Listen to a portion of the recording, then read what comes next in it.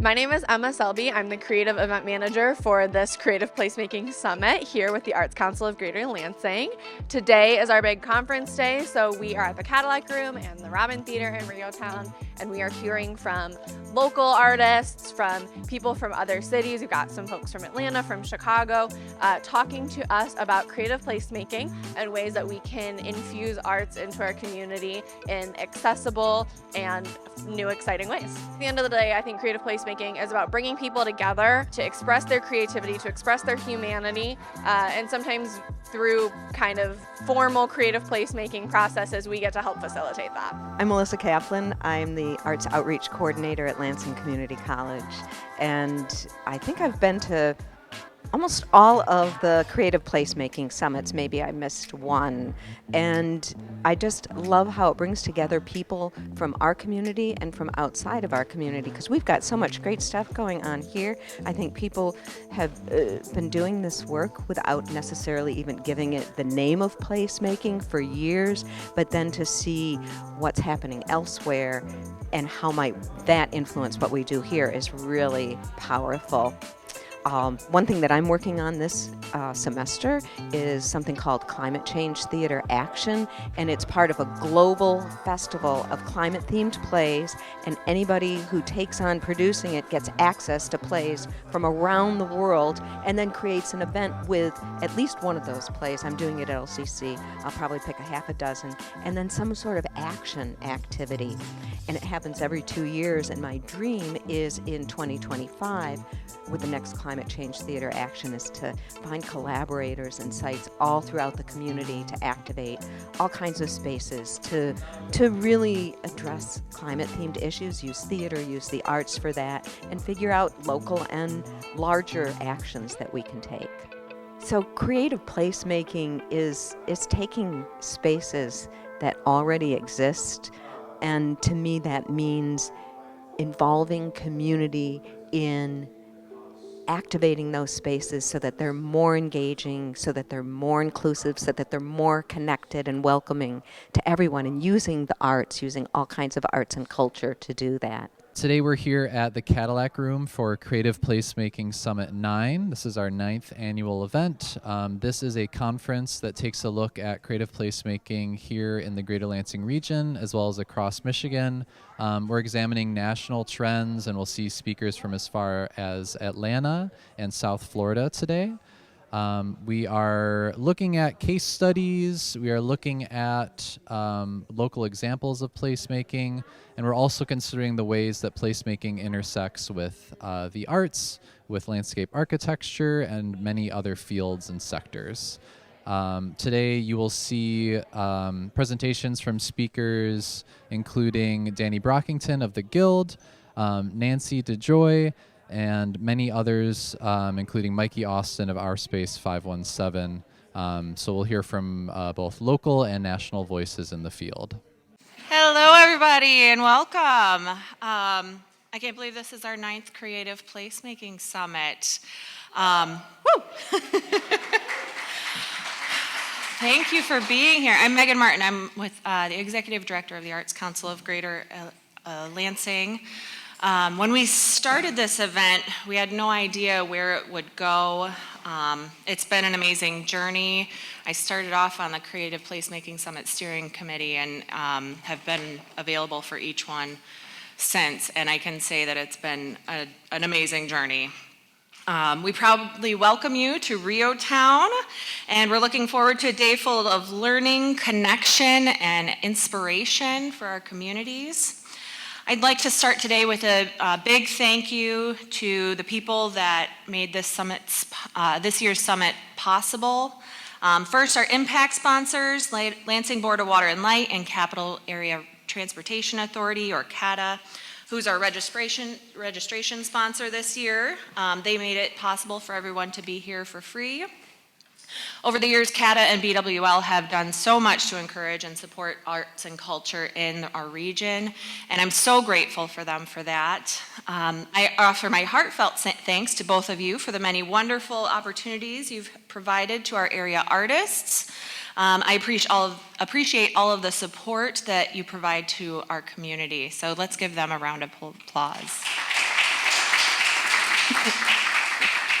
I'd also like to thank this year's distinguished sponsor, MSU University Outreach and Engagement.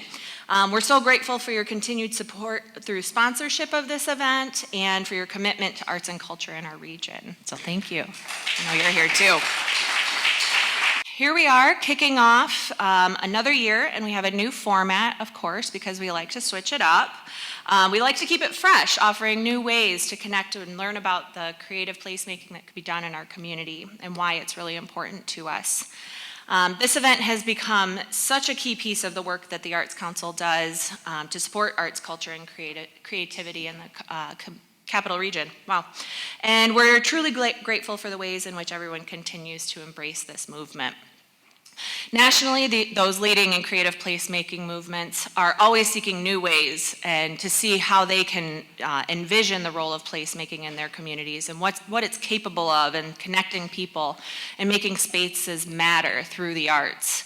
In our region, we see that there's continuous growth and change and the desire to put creativity at the center of new projects and the developments that we have happening here. We love seeing this, of course, and we really want to keep it happening in ways that includes everyone, so that all voices are heard. So cultural histories are held and reflected in our communities and neighborhoods, and in places and spaces that are genuinely welcome to all. To help us in that mission, we have planned an excellent lineup. Presenters here for you today come with an exciting lineup for you, in a turn of events, we have the huge number of registrants that extended today's sessions to happen here at the Cadillac Room, but also meeting over at the Robin Theater, and you'll hear more about that in a moment. These two spaces are great examples of creative placemaking that recognize the history of Riotown. They open their doors to everyone and offer events and programming opportunities to enliven Riotown and create new jobs and boost the economy. Today we're going to be exploring collaboration and inclusion and how these two things can make creative placemaking even more dynamic, while also forging new relationships. New ways of thinking that encourage us all to be thoughtful and open-minded and open-hearted as we look to the future of placemaking in our region. We are going to have our first sessions of the day here in the Cadillac Room. We are going to have Hannah Berry from Lions and Rabbits presenting on transformative placemaking through community development. Please give a warm welcome to Hannah.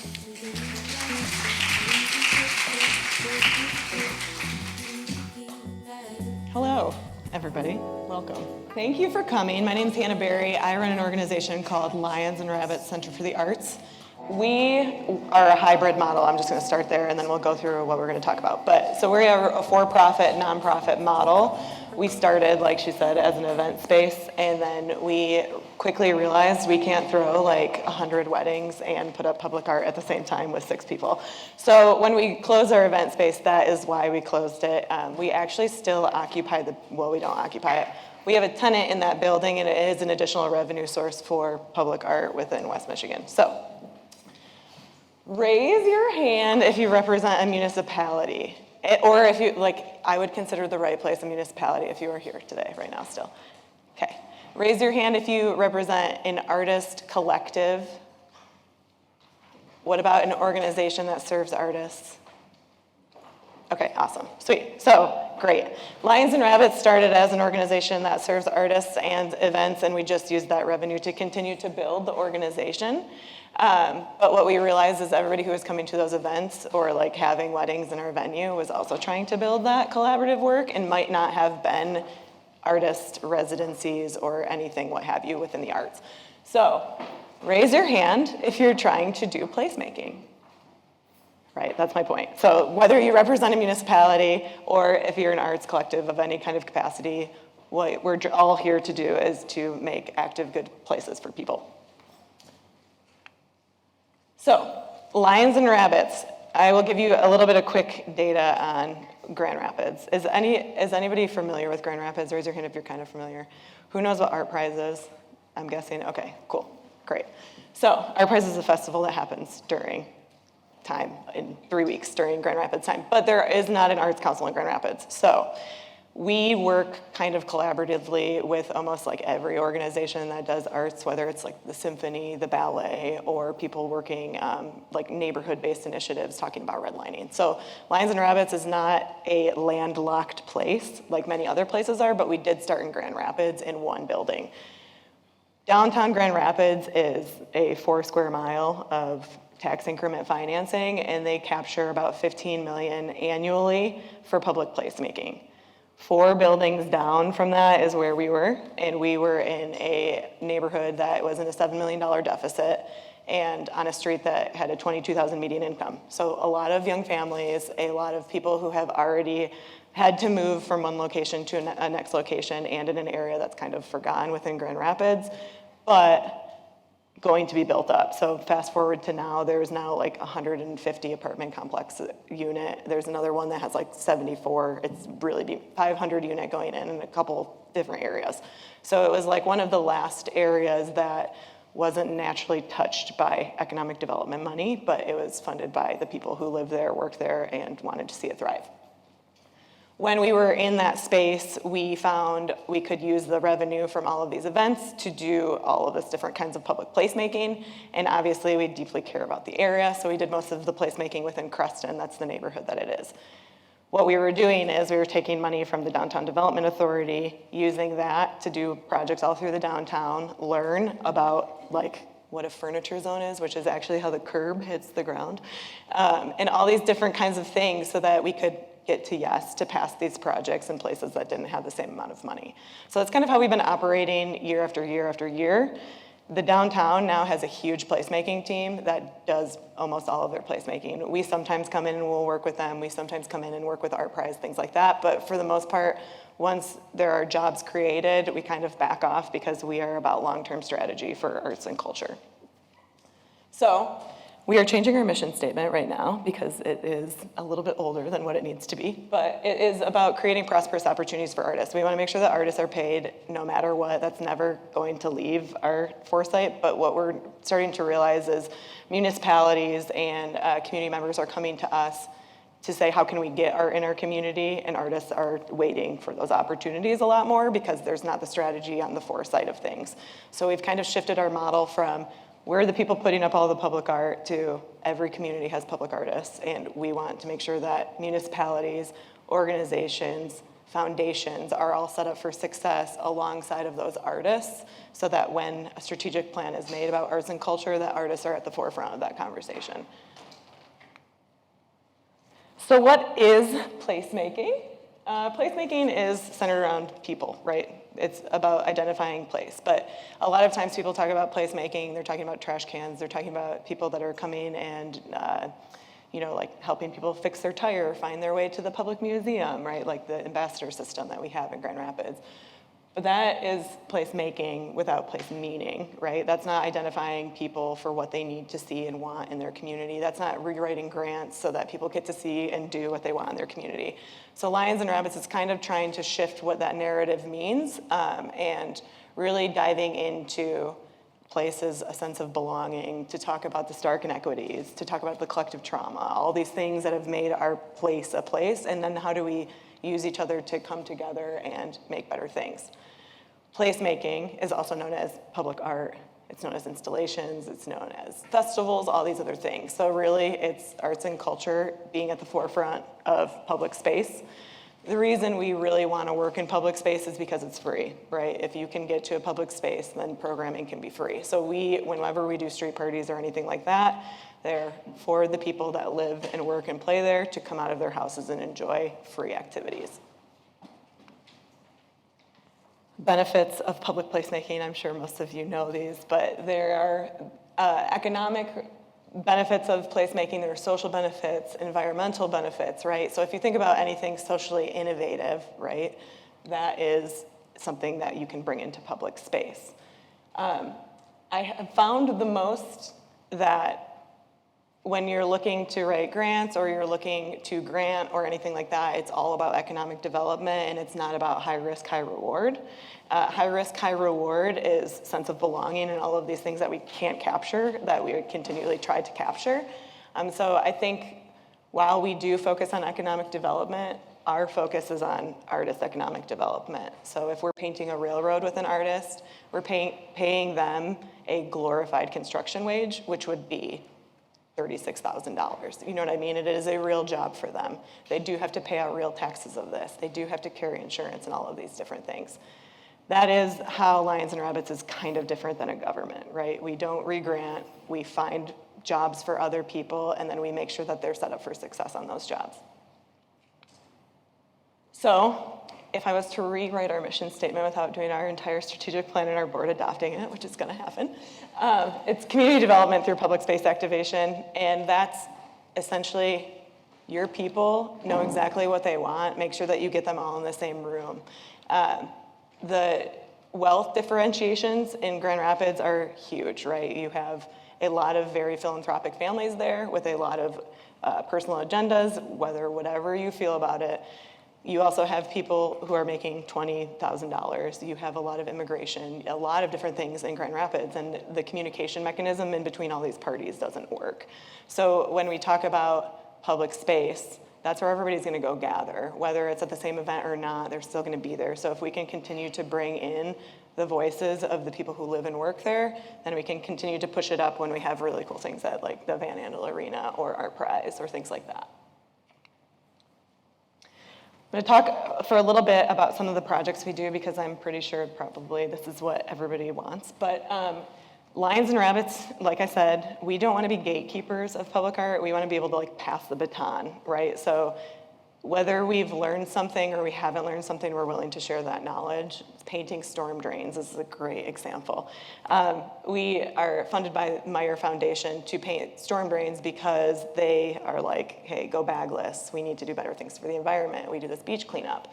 So what we do is we work with communities to paint their storm drains.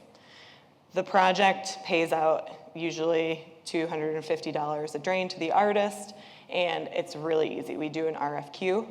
That means a request for qualifications quote, which means that they're not actually submitting their ready-made work. And then once they're selected, we help them find, or we are already like assessed where the drains are going to be, what kind of paints they're going to use, how the community engagement is going to go. We bring them into a open forum, like a studio, portrait studio, do headshots with them if they would like their headshots, interview with the news, 7 different tables of organizations that are there to be resources for them. And that's including like Bank of America, who's going to teach a Business 101 class, and it's free for artists. So we're really, really, really working on that kind of thing with the Storm Drain Project. It's our intro program. We also teach the drains in the school system. Why do we do it? Because all drains lead to waterways. It's just as important for an adult not to throw their cigarette butt in a drain as it is for a kid to not throw their soda pop top in a drain. So, and it's a project that's small scale. It does not mean that this project is easy. This is definitely an able-bodied project because you have to get down on the ground. So there still are very, very many issues with the program, but now Lions and Rabbits is working with disability advocates to try to figure out ways that the drains can be transferred onto the ground. You know what I mean? So Lions and Rabbits isn't here to be like, we'll paint drains, nobody else can paint them. We're like, hey, we can paint drains and this doesn't work and this doesn't work and this doesn't work. So if you have a solution for it, come join the team, right? Like that's all we want to do. And then here's the toolkit every other place who wants to paint drains because we need project managers everywhere, right? Same thing with the mechanical boxes. This is when Downtown Grand Rapids Inc. didn't have a lot of employees. It was essentially Kim Van Driel and Hannah Berry doing projects in downtown. And it was, we picked a book, the Rad American Women book, and it was Incredible Women, A to Z, written by Kate Schatz out of California. And it was about identifying walking paths that are accessible to people, which this did not actually hit, just so you know. But then also honoring females during Women's History Month. So it was a female identifying project, mechanical boxes A to Z. There was one that's like the start box where you grab everything and you learn about everybody. But you can walk through Center City, Grand Rapids and learn about all these influential women. It is on audio in Spanish and English, and while you're taking the tour, you learn about the artist that painted the box, and then you learn about the Rad American Woman. It projected us even further to bring Kate into town. She did a bunch of speeches and was talking about how streets are not named after women, Braxton Hicks contractions are named after men, like all these different things. So it's like, okay, so what's next? Well, we should reclaim spaces for women. So from this project, from mechanical boxes, then spiraled the next year, which is the Women's Way. If you go to womenswaygr.org, you can find it. But it's highlighting influential Grand Rapidian women, large scale in alleys. So there's one that's like 8 stories tall. And it's Molly Ortiz Blakely. The alley is actually, if you go on Google Maps, named after Molly Ortiz Blakely now. And there's a whole story behind it, a ribbon cutting celebration. The really cool thing about these projects are these are family members that still probably live within Greater Grand Rapids. So we bring their families in, we do a huge documentary about these women and what they've done. Power of public art, right? The next one is Nancy. She has been trying to get public art up. We have in Center City, Grand Rapids, there's an art policy that I won't get into because I'll get heated. But a lot of things don't pass through public policy. And so in Grand Rapids, we're kind of trying to like break apart the system to rebuild it, whereas in other places, there is no system, they want to build it, right? So Nancy has been trying to paint some of her cultural heritage on some mechanical boxes for quite some time. There was some image problems with, is it too drastic, or all these different things. So pushing policy through public art is very, very important to us.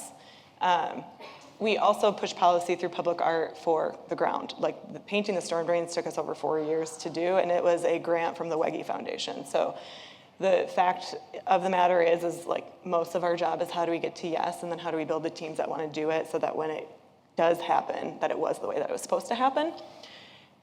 Pushing policy, Grand Rapids, you weren't allowed to paint the ground. Now you're allowed to paint the ground. Since then, I can't even tell you how much money in ground painting has gone into this kind of work, but from futsal courts to the storm drains, to crosswalk murals, to barricades, right? Like these are all things that we want to push, and we want to push with local artists. So we're here to try to get that done. Large scale murals and installations. So there are facade improvement grants, right, all over the place. There are different kinds of things that you can use to pay for public art, and we have been working on that with many municipalities. The first picture, Jasmine, she is an incredible mural artist. There's actually some work here, but she had submitted to an RFQ, was the artist on the RFQ. The company didn't want to work with her anymore. We found another place that was like, your design is amazing, let's do this on this 2-story building. It ended up being a better project for her. She made more money out of it, right? So it's like really, really making sure that the artist is comfortable, the client is comfortable. Both of them are a client, just so you know, the client and the client. But the industry that's hiring this person is comfortable working with them and that they want that work up. The last thing I want to do is put an artist's work up and then have it come down. So once again, citing and working alongside the artist for things like that, it might take a year, right? But ensuring that you have collaborative communication and that the artist trusts you is crucial to the success of any organization. I also think that's part of the reason why we're successful is because we are not landlocked and we are not part of a government. The next one is Ada, Michigan. Ada, Michigan is known for being a wealthy region. That said, this is a tax-funded DDA project that there were no families involved in. So what happened is we knew that people wanted to paint the railroads there because they're building up Center City. We wanted to make sure that it's done by a local artist. We've painted international railroads before. It takes 3 years. It's so long. It's a process, and it costs a lot of money. So can we prove it here with this artist? And we did. And so we did an RFQ for this project. Once again, this payout was almost $42,000 for the artist, but the road closure was $15,000. The permits were $2,500 for one. We did 2 sets of railroads too, so this is just one of them. And so really making sure, like I said before, that strategy is there so that when the artist goes to paint, they're ready to go. This artist has never used a scissor lift.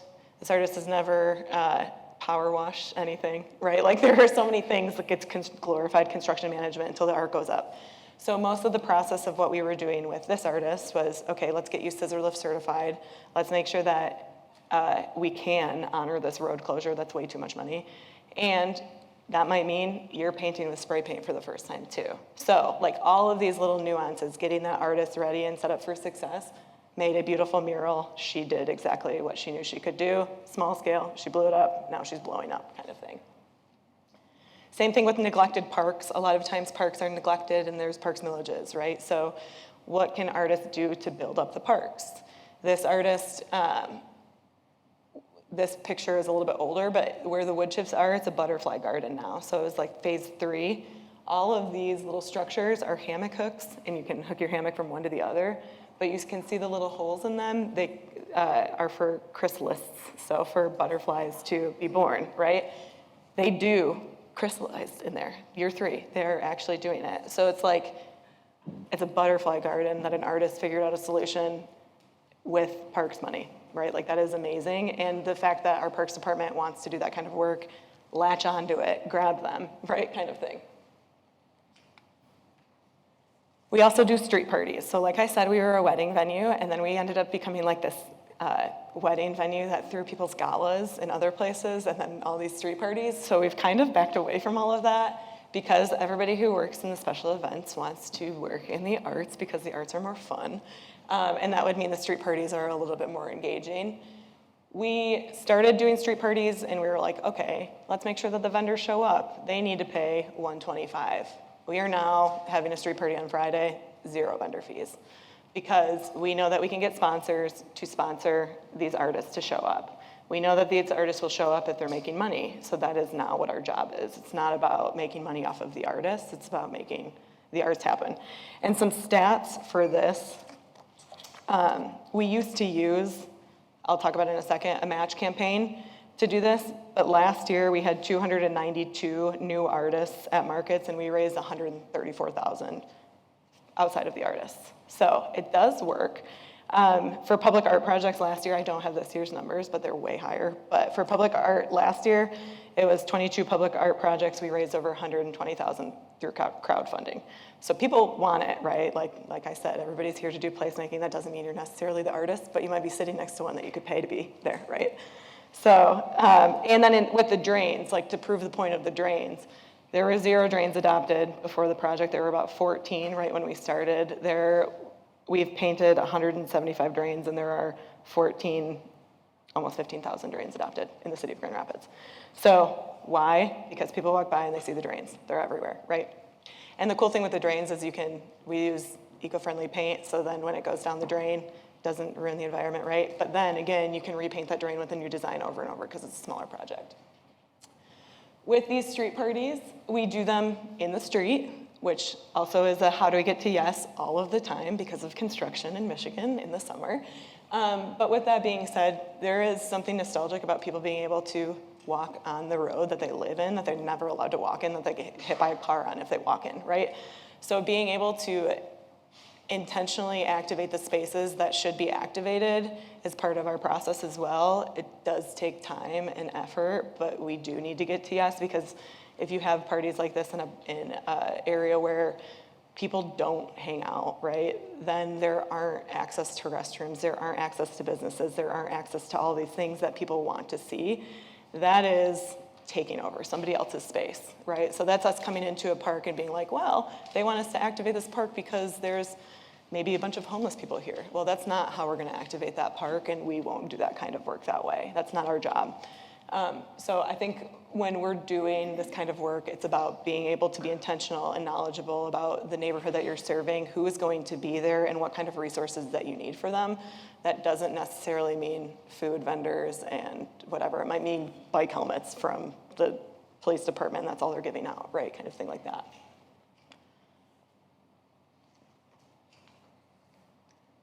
So we have learned there are many, many, many problems with public placemaking, right? Everybody knows that it's public placemaking can be coined as gentrification. I'm really excited to go to one of the next sessions because of that.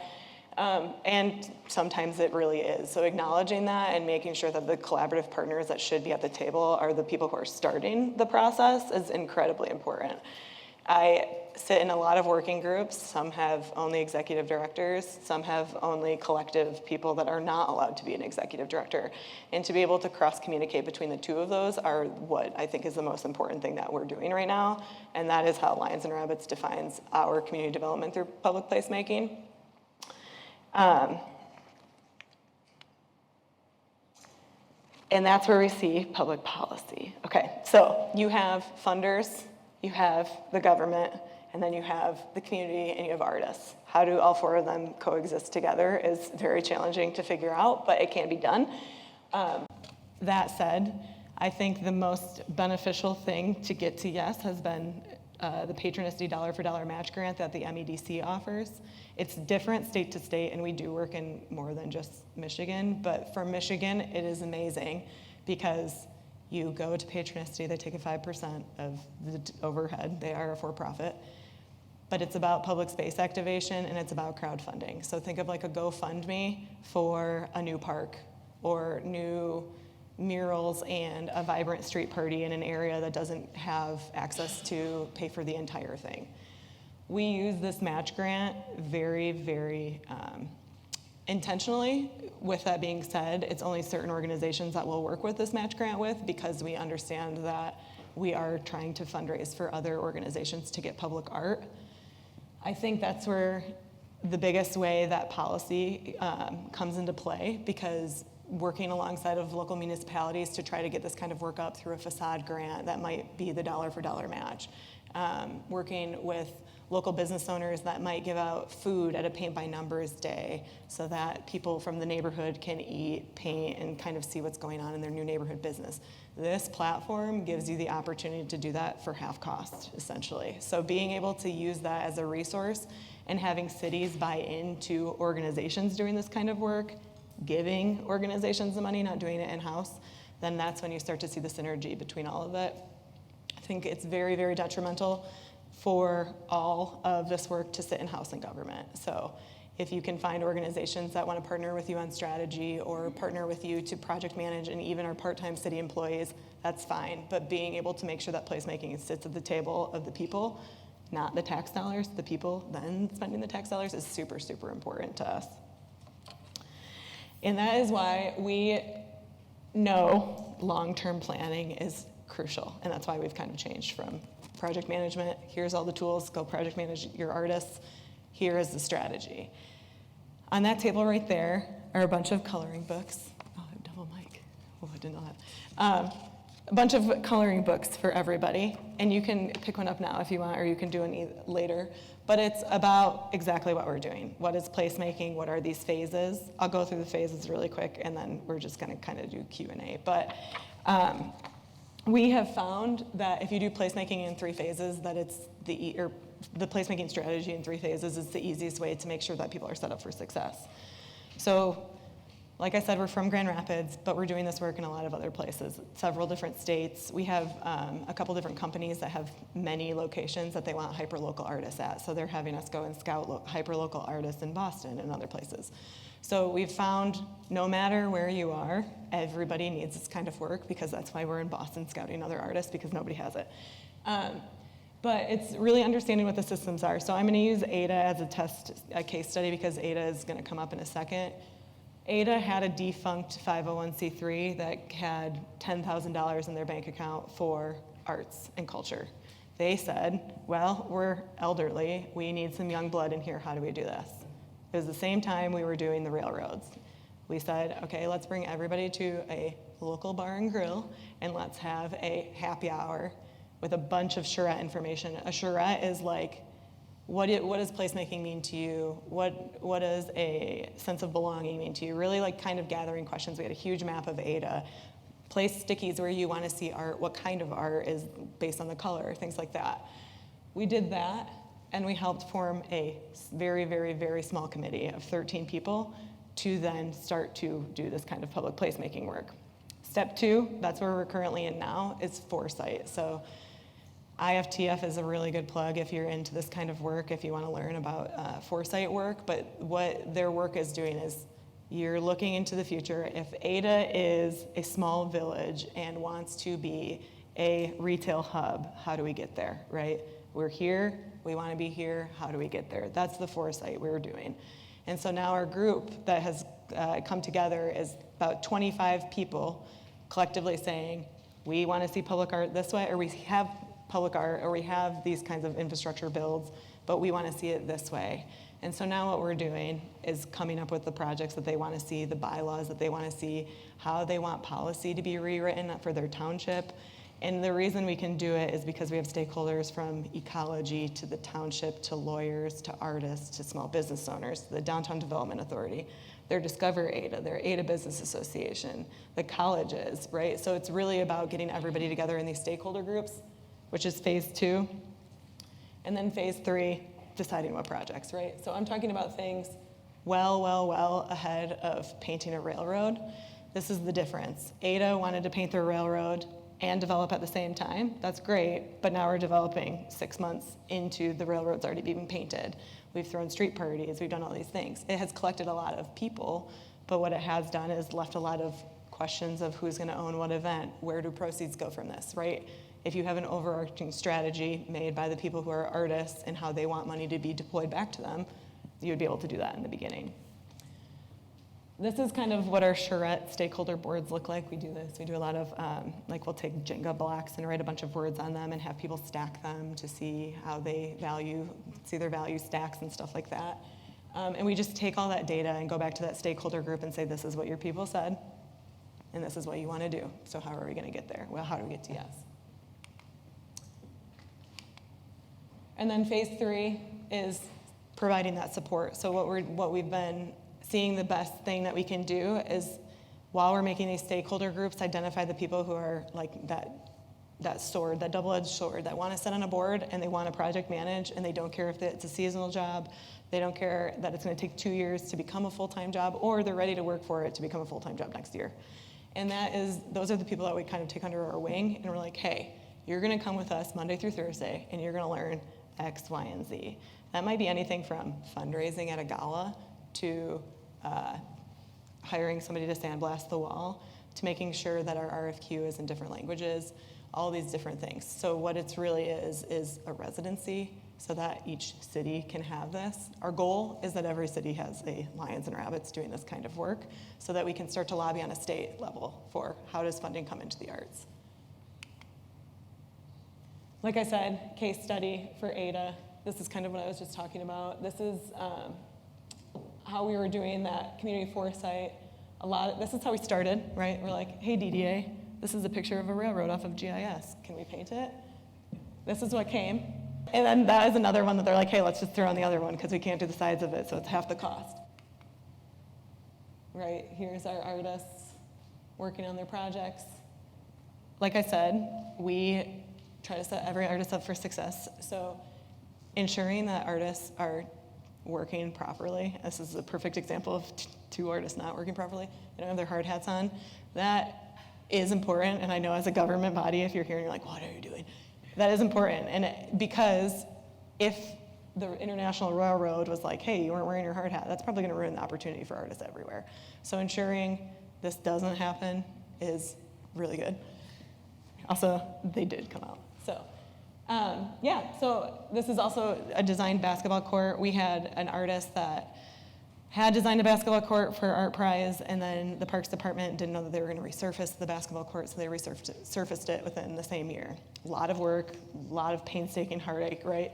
So this one, we're like, hey, Edgar, just design another one. We'll pay you to design it, and we'll paint it with volunteers. So there's so many different ways to do this work. His work is up here. He has another basketball court that he got to paint this year. You know what I mean? So it's like, yes, I understand everything is growing, cities are growing, and we can do all this work together. But at the end of the day, ensuring that artists are represented in the space, ensuring that people are represented in the space, this space is a kids' basketball court that's used daily. So we painted half of it at one time and the other half at the other time, but kids painted the other half after they realized that they could come paint with us. So it's really about really connecting to your community. Ended up having somebody come out and grow food. It ended up becoming a huge community event. It does not take that much effort. It's more about like making sure that everybody's connected. Yeah, so that is what I have. I was going to go through the coloring book, but I didn't know if there'd be tables set up so that people could color at the same time. But if you want to grab one, there's a crossword in here that does not have a key, and if you're really actually going to do it, it's going to be way too hard, so I put some keys up there. I was like, oh, maybe that'd be helpful. I'm going to get a lot of emails, and you're like, what's this 100-thing word? It's actually 4 words. But yeah, so it kind of talks about exactly what we were doing in this. There's also a couple coloring pages that you'll see, and these are, 2 days ago I was like, hey, Elliot, do you have your murals in black and white so people can color them? He's like, sure, what are you doing? Using them for fundraising? So there are artists that do want to work on that when they know that they're being paid equitably, they are not being taken advantage of, they're not getting NFTs sold off of them, right? All of these different things, and ensuring that that is outside of the government is super, super important. But yeah, thanks. Any questions? Yeah. Oh yes, I'll talk about the game too really quick, and then I'll get to, yeah. I also, during COVID, when we were just a for-profit, we were the event space with no employees, like 1,000 contractors, right? So we couldn't get a COVID grant for anything until everybody got their COVID grants. And I was like, hey, the right place. I really, really want to start a nonprofit because everyone's telling me to start a nonprofit. I'm an education major too, by the way, not a nonprofit major. So when we were doing it, it was like, okay, but for what? Okay, but for what? Okay, but for what? Well, we made this board game during the same time period to fundraise for public art. And if you look at the box, it has all of the artists. There's 45 artists that we worked with during COVID to paint their own individual murals. The board game is the game of life. It goes through all the neighborhoods of Grand Rapids, and it talks about, like, it's literally the game of life. So you have career cards from local Grand Rapidians. The houses are priced appropriately during the time period. The jobs are priced appropriately during the time period. All like the life cards are stuff that are like, go to Iconoclast and buy a dress, win the $10, right? So the game was to teach people about what's happening underground in the arts and then to use sponsors to pay for them. We have a couple of them, so if you're like super interested, I'll give some of them away, I don't care. But it's really, that game in and of itself was the reason we got a COVID grant to start a nonprofit, right? Because it was like, oh man, there is a lot of things that we don't understand going on here. Thank you, Hannah. Another round of applause for Hannah. Appreciate you and all of the work that Lions and Rabbits is doing over in Grand Rapids. For this session, we have quite the incredible group of presenters for creativity in the time of COVID-19, art as a tool for combating inequity and injustice. You'd think I'd have that title down by now, the amount of times I've written it and read it. All right, so we have quite a group of people, like I said, so I'm not going to introduce all of them to you. They will introduce themselves when they are speaking. They'll give a quick intro, but I am going to introduce Dr. Nancy DeJoy, who is the one who put this group together. Dr. Nancy DeJoy is an associate professor at Michigan State University. She is an installation poet and an avid supporter of the inclusion of poetry in public art movements. She ran the first sidewalk etching poetry project at Michigan State University, and she was the initiator and grant writer for Lansing's first sidewalk poetry project. Nancy's process focuses on responding to the ways that our everyday experiences open pathways for compassion, empathy, and social justice. Please give a warm welcome to my dear friend, Dr. Nancy DeJoy. Thanks, Emma. Hi, everybody. Thanks for coming. Our plan is to spend about 20 or 25 minutes giving you some background about the project and then ask you to do an activity with us. So we'll see how that goes, timing-wise. I'm supposed to stay behind the speakers or we get feedback, I hear. So. Art for Equity and Social Justice is a Mellon Foundation funded project that has created a more inclusive understanding of how people disproportionately affected by COVID-19 use creativity to respond to inequities. The project culminated in a month-long exhibit of over 230 creative artifacts from all 7 continents. In addition, the Michigan State University Library will host a repository that makes the artifacts and exhibit materials available to researchers around the world. The repository contains supporting exhibit materials, including alt text descriptions and labels in 5 languages. Ben and Kelsey will talk a bit more about the repository and the supply chain management issues. So this was a Just Futures grant. This was an experiment that Mellon did to help them pivot toward including art and social justice in all of their calls for proposals. And through our work with them, and you'll hear a little bit later from Jill from DisArt, they've also added a clause about accessibility now, so that people have to address accessibility issues in their proposals. We had a lot of community partners. You'll hear from some of them today. We had satellite. We were at the old Sears building. How many of you came to Sears? It was pretty fun. And we also had satellite exhibits at REACH, at Refugee Development Center, and one other place. Impression 5, thank you. Yes. So all of our processes included members of our community who work at those places and the populations that they serve. We do have a little video to show. Dan Hartley was our videographer. This is about a two or 3 minute video that it'll give you a good context for what the thing was like, what the exhibit was like. The title of our project is Creativity in the Time of COVID-19, Art for Equity and Social Justice.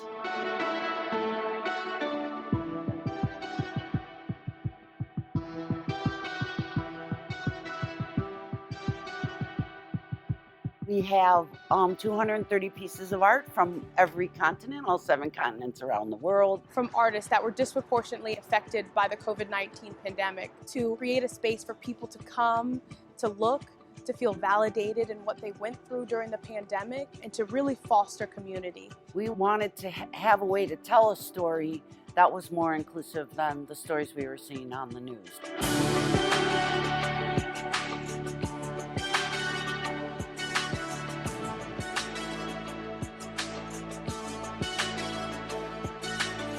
The inspiration behind this piece was a book that I read called The Spirituality of Flight. It was about women who, in fable stories in mythology, and the idea of if you touch a butterfly's wings, it's so delicate that it will die. And it's kind of similar when you look at women and their virtue. So the piece that we had, it's a 168-foot long scroll. It contains poetry and also cyanotype prints of hair. We wanted the scroll to meditate on ideas of sleep, isolation, and creativity during the pandemic. But this whole thing was phenomenal. It's been insane. It's been really exciting. We got to meet a lot of the crew that helped put the show together, and that was really awesome and showed a great strength and community here. I was really glad that my pieces of my writing were able to reach people I never thought that they would. And I was able to convey that even in the darkest parts, you know, like, you're never really alone, and we're all in this together in a way.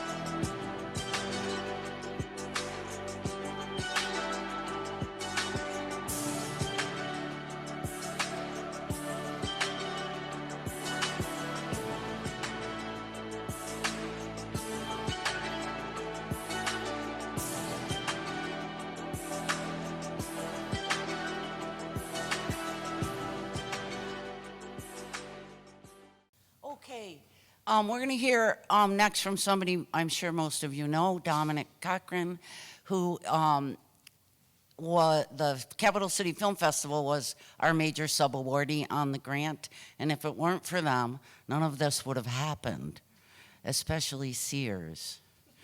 So, I made you a little slide if you want it or not. Okay.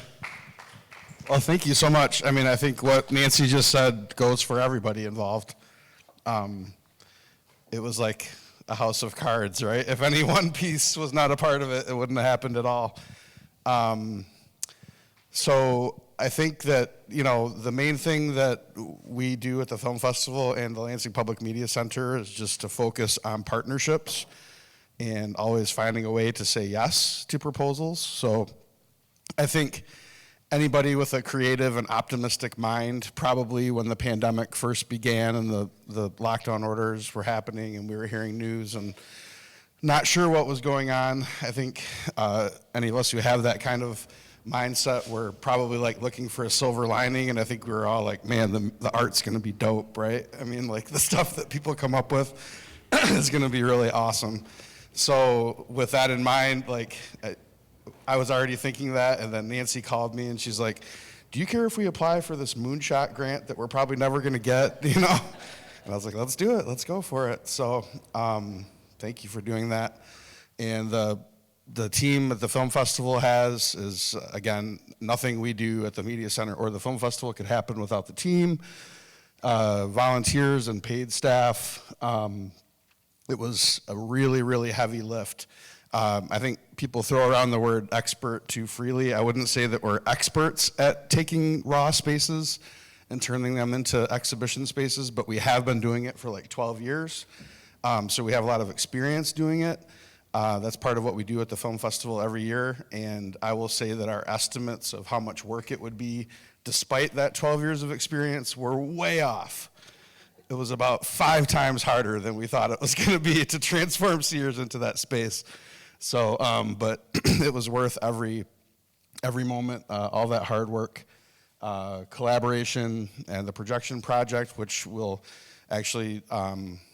We're working on the part of this weekend's activities. We'll have the projection mapping downtown at Comerica Bank Building, which will show you what we mean by projection mapping. We did some of that for this exhibit as well. We did static projections on all the locations to kind of be a beacon and draw you in. We did like gobo projections on each of those locations that you saw at night. Those places are mostly in neighborhoods, so that was a nice way for people to be drawn to it and to create some curiosity. And we had the URL for the exhibit, so when you saw that projection, you could go there for more information. So I think that's about it as far as our involvement.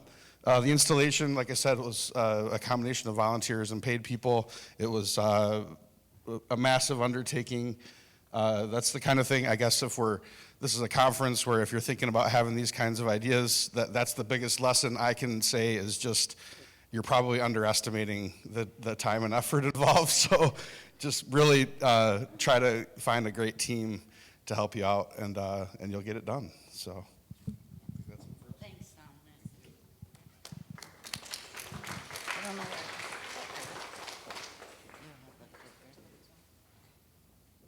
Okay, we're going to hear from Jill Vinn from DisArt. DisArt is an organization that is focused on accessibility in the arts, and they, working with Jill, sort of enhanced everything we had already put in the grant about everything having to be accessible, and not just physically accessible, but accessible in a lot of other ways too. So we're going to hear from Jill Vinn from DisArt. Great, thank you, Nancy. There is so much I could tell and talk to you about, but I am going to keep this short, and if I don't, just pull me off. I think the thing that is most important, if you don't, I'm going to take a page from Dominic's book. If you don't remember anything else, is to think about who you want in the audience, who you want as the artists or participants, even before you do any of the planning. So to be brought into a project of this size and value and importance from the grant stage, from the budgeting stage, is a really, really big deal. For those of you who have created projects and created budgets, you might not have thought about access until after it's going. Oh, wait, we might need some captioning or a sign language interpreter or a building that is physically accessible, or maybe quiet spaces, or maybe you've never thought of any of those things. And that's okay, because that's where you are right now. And the group that we worked with, they learned from an exhibition that we had in Grand Rapids, Michigan, where DisArt is located in 2018. Before that, they were doing their own things, right? But it takes time. And this exhibition, it models what's possible. And we will talk, like, what else could we have done? What else will we do in the future? But it's okay to know that right now, the best thing that you can do is start to plan and start to think about which populations of people typically aren't involved. Maybe in the planning, maybe they're not involved in the community, maybe they're not thought about. Those are the people you're starting to plan for, and it's not just around disability. It's around other communities, other groups that are left out. And so that's number one. I think the other is what, I'm going to go back to Dominic. You didn't speak a lot, but you said a lot of important things, is saying yes, right? Saying yes. So part of our work was to go into the spaces and do an audit. We had students who were helping us. We hadn't had an audit created before, but really thinking about what is it that we need to be thinking about, planning for, if a space isn't accessible in the way that we would want, that we can do differently. So we met at the Public Media Center, right? We're meeting with Dominic. We have people going through, measuring things, all of this, and we get to the table and we're like, those bathrooms, they're not great. And Dominic's like, well, okay, let's do something about it. That is an example of someone saying, yes, I hear you, it's not perfect, what can we do? How can we adapt? What? It was blow out the wall. It was blow out the wall. Okay, so he was willing to do whatever it took. And that is a really incredible attitude to take. Nancy and the rest of the team, we were saying, let's think together. Let's be creative together. We don't have all the answers.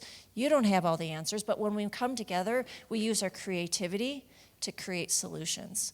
We added audio description. We added image description. I was blown away when the team started talking about, there was a survey that went out to collect the art, and sign language interpretation was included as videos.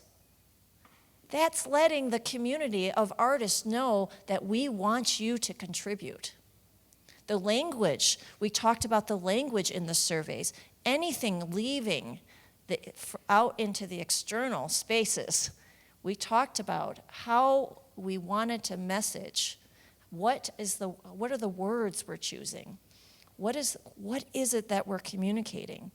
And in order to do that, we had to have a lot of people reviewing that work, a lot of people thinking about that. And so that gets to the team that you have. Who is on your team that can help you bring their lived experience, their perspectives to the table? Everything from language to what is it like to go in a space that you're not usually thought about. I don't know if any of you have had that experience. Maybe you have, maybe not yet. But I would imagine that you know what it's like to go in a place and you're like, I'm not sure if I should be here. And what that is that is not just all the physical things. There's a feeling that we're creating. And that's the feeling that this exhibition was creating and the partners were creating. It's the intangibles. Yes, there's a checklist. When you look up and you Google, how do I make something, an exhibition or a project accessible? There's a checklist. And Nancy and I were just talking this week, that's just where you start. It's this intangible feeling that you have when you go in a space and you're like, oh, I'm okay here. I can stay here for a little bit longer than maybe I anticipated. And that's what happens when you have people behind the scenes thinking about you. You have a quiet space in case it gets overwhelming. You have a place where women can breastfeed, right? Or you have a place that says, okay, if you have a service animal, here's where you take them. Or if you're in the middle of an exhibition, if you had been there or not, Sears was an incredible place for this. You add couches, you add soft seating, and you add alternative ways for people to experience the space on their own terms. just feel that difference. And that, to me, is the goal of the work. That's why we were brought in. We also know that the team members, as Nancy was saying earlier this week, the team members, just by being part of the group and having these conversations, became more comfortable interacting with people who don't have the same lived experiences in the gallery space, as volunteers. We didn't talk about all that. It was learned and felt and developed because access is unfolding. It's relational. It's not something you finish. It's very much a practice. That's what Margaret Price said, and I think that's what this project and all the people here embodied. It's relational. We're trying to build relations with other people so that we can have better understandings and we better know, so that we can learn how to better support and account for people that we want to experience our art, our programs, our work. Thank you, Jill. Okay, we also hired Common Notice. Amelia is not here today, but Todd is here. They have a lot of experience, and Todd's worked with Art Prize in Grand Rapids, so we were really fortunate to find them. In fact, Jill introduced us. Todd's going to talk a little bit about evaluation of our project. Thank you, Nancy. Yeah, I just want to say big thanks to Nancy for having the vision for this project and doing something really quite audacious and difficult, incredibly difficult, and having the wherewithal to say, I don't know what the hell I'm doing, and reaching out to folks like DisArt and community members to say, how do we do this? One thing that we know about making things inclusive is that it's not a checklist, as Jill said. It's not a rubric that you can apply to a space. It's not even, a checklist that says that a certain level of diversity or inclusion is evidenced by these things that we did. The only way you can combat exclusion is through true culture shift, truly having the culture change. Now, as you can tell, I'm probably not, I don't appear to be emblematic of a diversity and inclusion consultant. But what my partner and I do is we practice a type of human-centered design called inclusive design.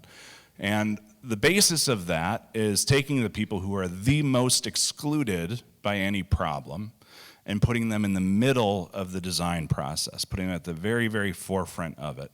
And what that does, it's a simple statement about equity. Equity is not someone's presence, it's not merely accessibility.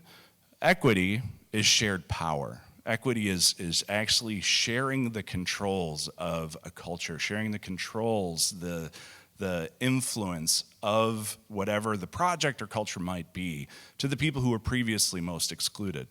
And the reason why a lot of people don't want to do this, the reason why we actually named our firm Common Notice, is because I can come in and evaluate something, but if we don't see the struggle, there's no evidence of that culture shift. Because when you bring in the people who are the most excluded, the first thing they do is they run up against the barriers that have been created in the social and built environments that they are coming into.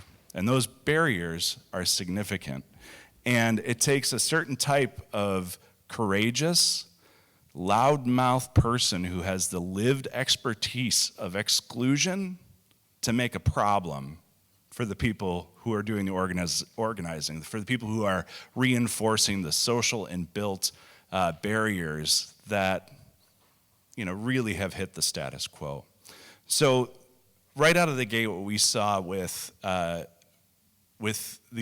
exhibition was the outreach that Nancy had done, especially Nancy and her team had done to artists, and say, this needs to be where we start.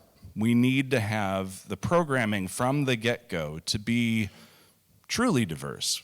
We want to, as a curator, as an arts organizer, I want to give up my control to people who are traditionally the most excluded from something like this, because if it was the other way around, there wouldn't be any culture change. If it was the other way around, there wouldn't be any barriers that the organizers would be repeatedly running up against, and challenges to make, and walls and bathrooms to blow out. Now, one of my favorite stories from a project previous to this, where people like to overlook this. They want to overlook it because it's hard. Because if you're truly trying to change a culture that you are influential within, you really don't have access. You really don't have relationship to the people who are the most excluded, right? That's why you're changing that culture. And doing that is not, it doesn't feel like a natural thing, and we want to overlook it. We really want to rest on our laurels. We really want the status quo to solve a portion of our budget for us, right? But when we reach out, the most common things become the thing you can no longer look at anymore. So one example, in Grand Rapids, we have a big, beautiful sculpture right downtown, La Grande Vitesse by Alexander Calder. When they built that, there is a small podium, small piece, a scaled down version of the sculpture that's placed on the plaza. And it's a brass version of it that is there. So somebody who cannot enjoy the sculpture with their eyes can enjoy it with their hands in the smaller version of it. And there's Braille, the artist's statement and story is Braille, and it's a beautiful little piece that's a great way for somebody who doesn't have use of their eyes to be able to enjoy the sculpture and experience it. So we were doing a project. We're bringing in the most excluded from a traditional space like that, and meaning people who have mobility issues, people who don't have use of their eyes, people who don't have use of their arms, all of that, to see how they're going to engage this. And one of our participants was using a white cane and was going down the sidewalk and walked right past this piece, had no idea that it was there for her. And so some of the city organizers that are there said, come here, we want you to, engage this part of it because this is here for you. And she stopped at the edge of the sidewalk because her white cane told her not to go any farther. Right in between the sidewalk of the city and the sidewalk connecting this piece was a 6-inch strip of grass. That's it. Just a 6-inch strip of grass. And that strip of grass was there because an engineer who worked for the county and the engineer who worked for the city, who manages the sidewalk on the city property, and the engineer in the county who manages the sidewalk that this small piece was on, said, let's put the 6-inch piece of grass here. That way there's no dispute about whose sidewalk needs to be maintained by whom. The person without use of their eyes who's using a white cane doesn't realize that there's a sidewalk there because of that 6-inch strip of grass. How long has that been there? 40 years, I think? And it wasn't until a blind person went up and said, this thing that you created for me, I'm never going to experience because of this thing that you had no idea about. These are the things that create the highest amount of exclusion. These are the things that we don't know, the things that we don't see because we don't have that lived expertise of exclusion, which is truly the most valuable influence that you can have when you're trying to build an inclusive environment. It's hard. Those folks are going to challenge you. They're going to change the culture. And they're going to do exactly what you want them to do and exactly what I believe Nancy requested and wanted and dreamed of and envisioned for this exhibition. So thank you for letting us be a part of it, and thanks to DisArt for bringing us in. Thank you. I'm going to go fairly quickly through the rest so that Ben and Kelsey can share their expertise with you. One thing I did want to say, And I guess I'll leave this up here for you to read while we move on. One of the important things that I know as a curator is that labels and the way labels are created can be extremely difficult and exclusionary for populations who are not trained to go to museums and to look at art. And so I created something called story labels, and we used the stories of the people who filled out our surveys and sent in art to create a context for visitors. And also the labels invited people to respond to the art. There was a lot of material around the building. Little kids liked it because they could write on the walls because Sears was going to be knocked down, so the owners didn't care if we wrote on the walls and had murals inside. So the labels, this is an issue really dear to my heart, that we need to be doing a better job about who feels invited into spaces that have art, what kind of art is invited, and how we talk about it, so that people who are viewing it can respond creatively and not be intimidated by, a lot of the kinds of information that are often on labels, right? So we're going to hear now from Ben, who was the project manager who did all our data management.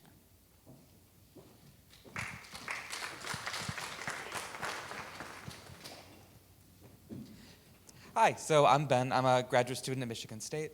So I want to preface before I get into talking about data management as it relates to labels by saying that managing data for a project of this size, it's important in every single step of the process.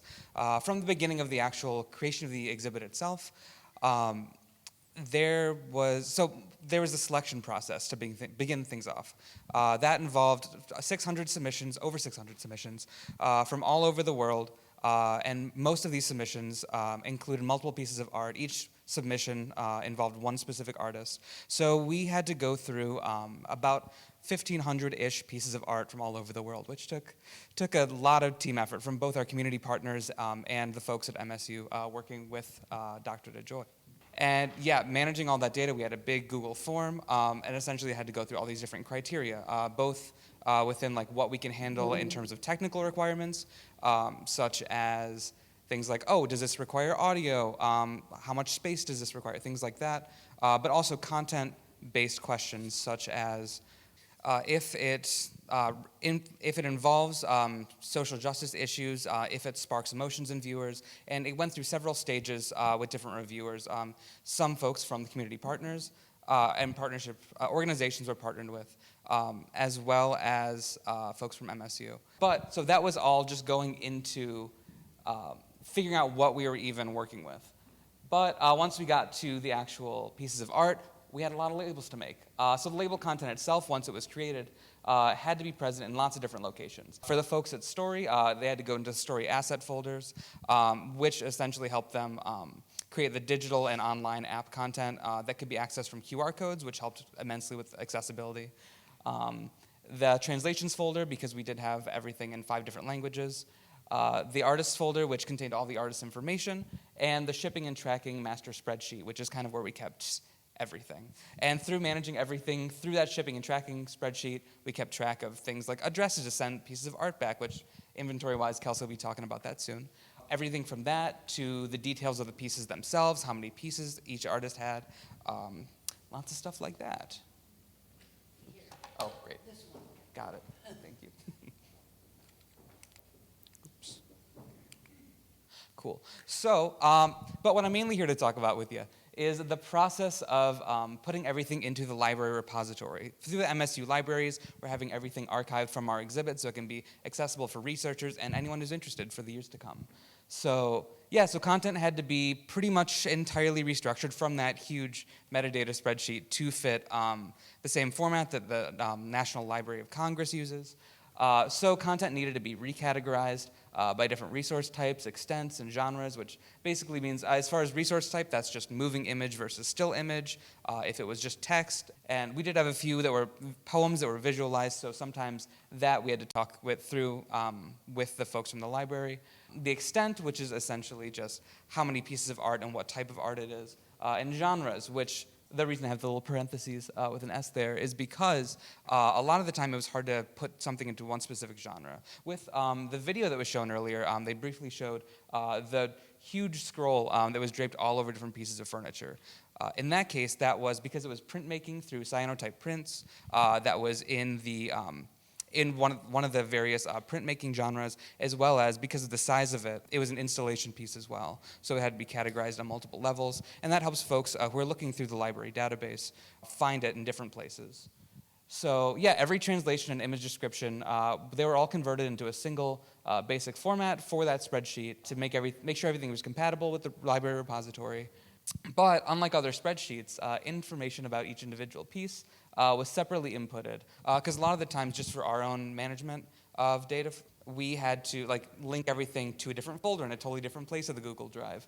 But this, for the library, they needed everything very thoroughly spelled out. So that was a process, but it was good. And yeah, so the responsibilities for metadata management, as far as the library repository goes, it was split between two teams. One of them, which was the team that I was mostly in charge of for this part of the process, focused on inputting content, while the other, which Kelsey was in charge of, made sure that everything was in all the necessary folders for the library to see. So I know that was just a lot of the really technical behind-the-scenes stuff, but data was seriously so important to this process.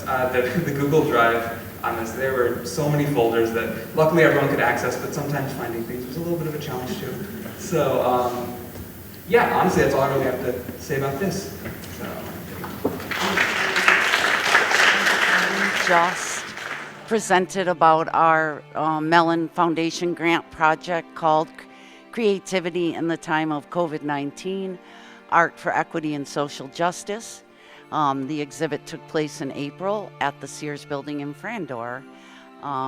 We presented today about our commitments to equity, social justice, accessibility, and partnering with community in ways that build coalitions for equity and social justice.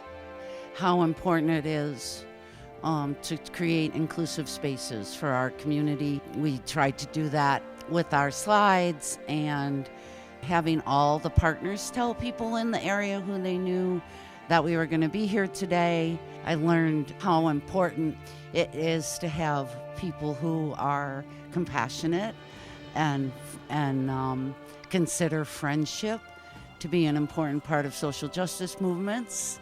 I sure hope other people learn that today and have a chance to see presenters who can inspire them to believe and to have hope that we can make the world a better place for everyone. Today is the Creative Summit with the Arts Council, and I was lucky to have room on my calendar to come on in and check it out. Honestly, just being around artists again and the community builders who like to promote artists, with COVID, it kind of separated a lot of us back into our homes, and it was nice to be out to join in with what other artists had going on. It's funny that we're here in the Cadillac Room because this is where the Art and Craft Beer Festival was, and I was one of the coordinators for that event for, I think, 6 years. It started out at MySpace, the AA Creative Corridor, well, Art Alley at the time, and then it expanded to 3 locations, and I was one of the coordinators that helped bring the art to that event. So it's nice to be back down here in Rio Town, where I spent a lot of time with the groups down here. Hi, I'm Cassandra Cole. I am the founder of Creative Classes with Cassandra. We facilitate custom art experiences for people who are in the community with big feelings that don't know how to use words for them, so we have art for that instead. I'm here observing, getting to know Lansing's art scene a little bit better in a professional way. Most of the artists I've worked with are the starving artists and the working poor that I'm familiar with, so I would like to up my game a little bit and get to know some of Lansing's more prolific and professional artists to figure out how they did it. So far, my favorite was Hannah Berry from Lions and Rabbits. Her model seems to be something that could work for the Lansing community that would avoid the gentrification that a lot of us are used to seeing. I would like to help the starving artists not starve, but also not push people out of the community who already are struggling with rent prices expenses and grocery bills and make art affordable and accessible to everyone in Lansing, because it is meant to be a help for your heart, not necessarily fill up your checkbook and take off out of Lansing because we can't afford you anymore. Being a creative person in Lansing means that you are able to identify with places in Lansing that you can help. Creativity to me is different than what most of the people here are probably used to. I think that there are skills that you can use in any career. Creative thinking helps you survive. Learning how to have a practical approach to bringing communities art to Lansing. And yeah, just learning how to do that in a way that's a model that can be not copied but adopted, so that the people who are important to me don't get left behind. Creative placemaking to me means the focus that I put on it when we're working on projects is to focus on making something memorable and something that's like conversation worthy. So my goal would be to like create a project that once you go attend it or once you check it out, if it's like a transitory kind of art piece or something that's digital, something that makes you want to like text your friends and be like, you have to come check this out too. So then the thing kind of snowballs from there in terms of the word spreading.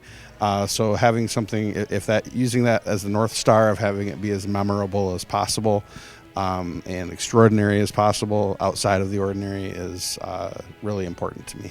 Looking at this year's summit, we saw a lot of focus on just rethinking the way we look at placemaking and placekeeping. Danny Brockington, our keynote, focused on community wealth building and community ownership. And so I think this year's summit, if I were to summarize it in one takeaway, it's just that placemaking is for everyone. And we need to be restructuring the way we think about placemaking in Michigan, but also creative placemaking specifically here in Lansing. Today's event here at the Cadillac Room in Renotown went really well. We had around 75 people, from local artists to business owners to developers, people working in associations, government, all come through to have conversations about creative placemaking in our region.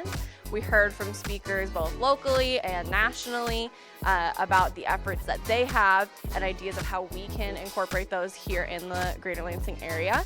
So it's been really encouraging. I feel like a lot of people got to get together and network with each other so that we can really make these projects and all these dreams we have a reality. And I think to add to that, we are kind of taking away a lot of new project ideas.